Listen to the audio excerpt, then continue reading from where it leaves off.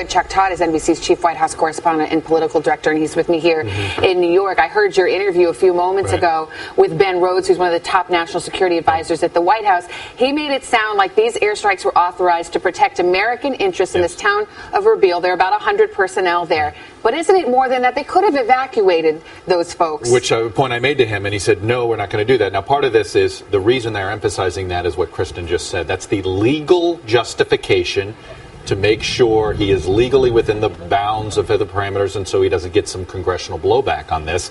And there is a split in Congress. Let's not mistake in that. But yes, this is the legal reason, but they are trying to see, can the Kurds get their military, can they regroup and fight ISIS? And I think this is going to be a test if it can work. And for people at home, I mean, the Kurds are this regional ally. They've been traditionally the strongest part of this country of Iraq, which is fragmenting, incredibly strategically important. So in a lot of ways, this is about protecting them, shoring up them, and making sure ISIS doesn't get any more territory. If the Kurds fall, Iraq falls. Okay, there's no other fighting. The Kurds have the best fighting force. So if they can't do this, then it becomes Iraq's going to fall to ISIS in some form or another.